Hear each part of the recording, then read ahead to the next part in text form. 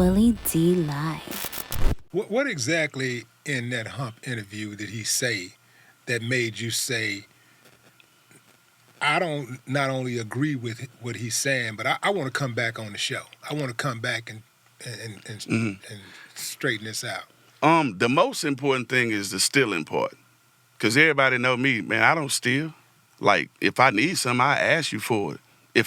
And that's after I try 300,000 ways to go get it, because I don't like asking nobody for nothing, because people, you like to throw, shit back in your face. You know what I mean? So I'm one of them people that I'm going to go get it. So for you to get on here and say I'm stealing, which is defamation of character for starters, if you claim to have the best legal team, then somebody should have talked to you and told you to be careful with your words. So now that's another thing to pile up on all the other stuff that I got to take him to court for, because he didn't want to have a conversation, because we're supposed to have a third meeting. We had 2 meetings.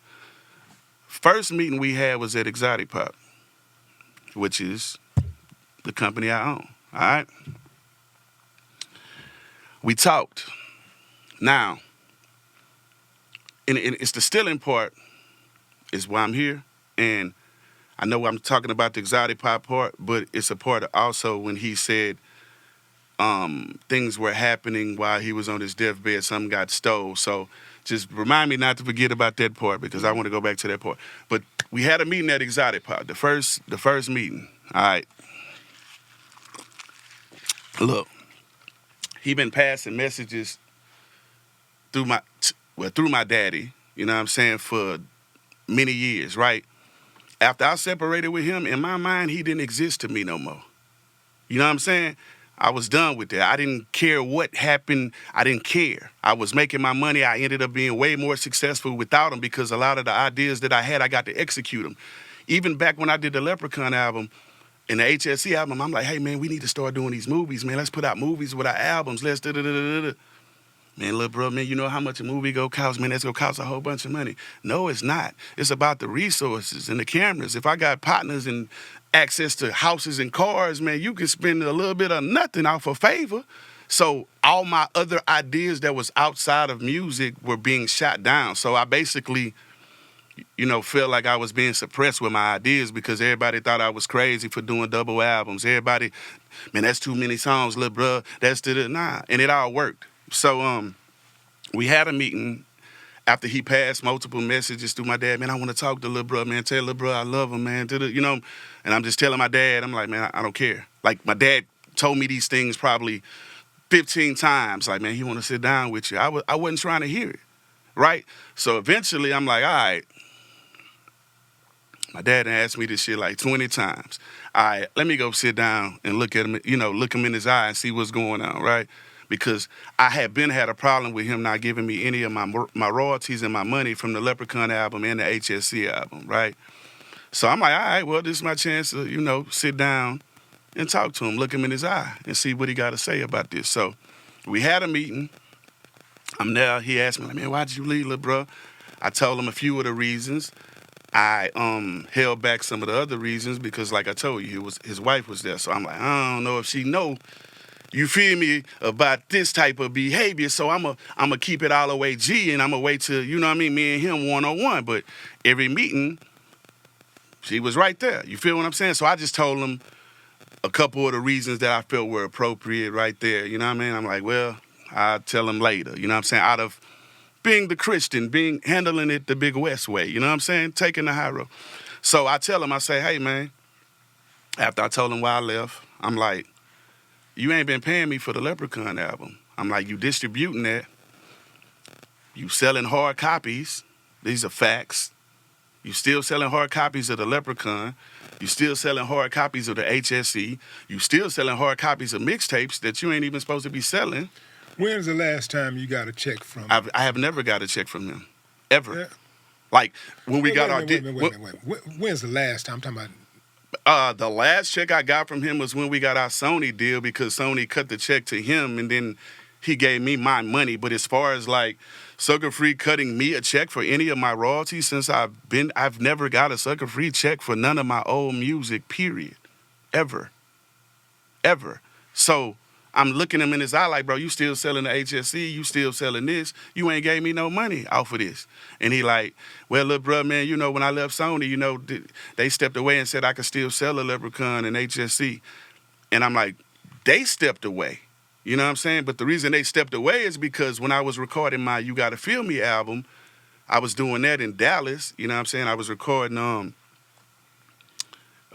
with a producer and rap duo, Playing Skills. You know what I'm saying? And I recorded the album out there, and then he collected some money from Sony, like I think $100,000 or $200,000, which was for the recording budget of my album. But by that time we had already fell out. But Sony didn't know like yet that it was about to come to a head. You know what I'm saying? And he basically took some money from my budget for the album, and I never got none of it.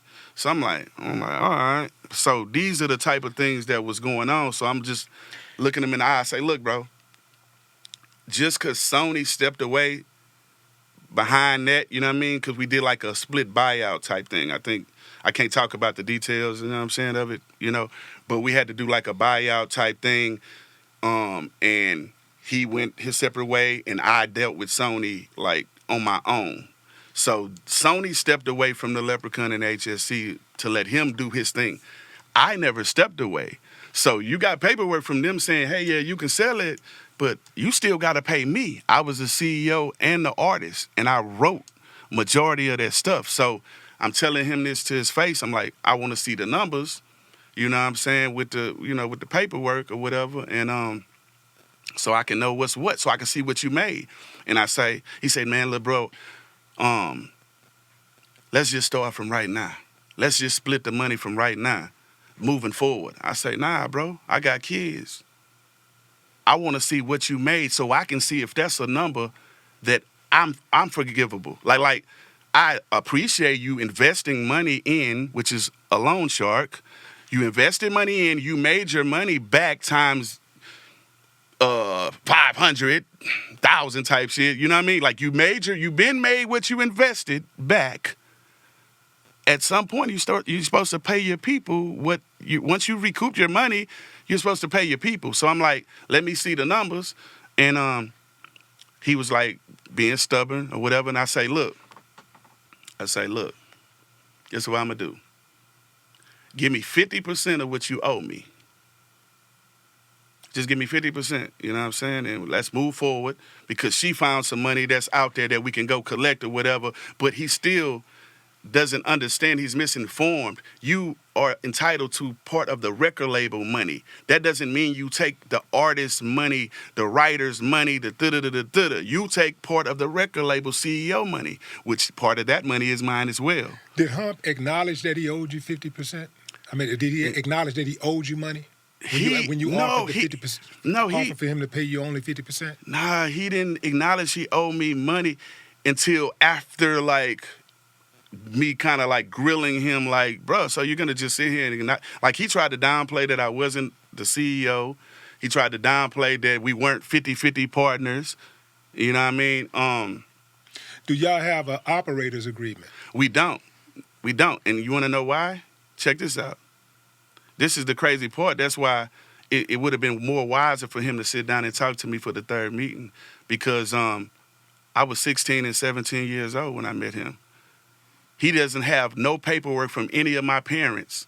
When you do business with a minor, you have to get some kind of paperwork from their parents.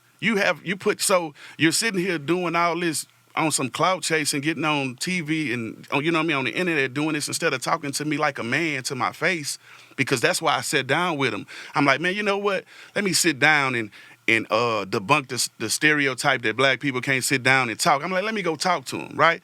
So when I look you in your eye and tell you, man, just give me 50% of what you owe me, and you say, man, little bro, I can't do that. I got to talk it over with my family.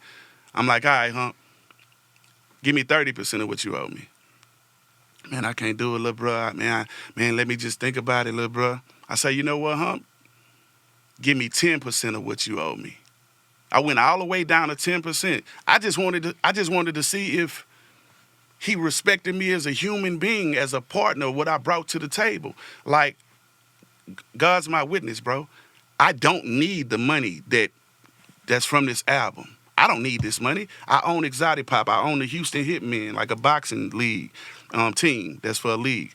Like, I own a lot of different shit. I don't need the money. I'm not hurting. I'm not sleeping under a bridge. My daily car is a $500,000 car. You see what I'm saying? A car that people, I wouldn't eat in it. It's a car. It's material shit. I can't take this shit with me. So I went down to 10%. He was still being stubborn. I'm like, show me the numbers, blase, blase. So we had that meeting, and Just say we're kind of insulted, and just in the fact that I was at all those meetings. I flew down to attend those meetings, and for a thief to call you a thief is pretty awful, because his whole, when he talks about the royalties, he's living off of other people's copyrights. I mean, for many years he was collecting Flip's his publishing. Correct. And I have proof that for at least 10 to 15 years, he was collecting 100% of any of those albums publishing in concern to Little Flip. You got proof right there? I got proof right there. Let me see it. So this is the 2018 BMI. And Hobbs Publishing is the publishing company for Sucker Free Records. So I did pull out. I'm going to pull out. I'll put Hobbs in here. So I'll show you that every place where Flip should be, who is Wesley Weston. I haven't looked at this one. Let me get one that's just him without other people. But you can hear, we'll see Wesley Weston, right? So Wesley Weston should have a publishing company, right? But Clover G is not here, but Hobbs Publishing is here. So Hobbs Publishing is taking 25% of his and somebody else's as well. I'm not sure which one of these, whoever's BMI, but for 50. But I'm going to show you in other places. Come on, go to Hobbs. And I have the entire catalog where it shows, here's, look, 100% writer, Flip, Hobbs Publishing, 100%. Now,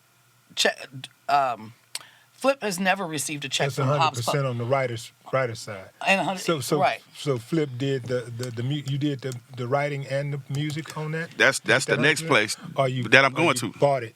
The music. That's the next place I was going. That's why on my notes, the next thing it said number 3. It was talking about the publishing.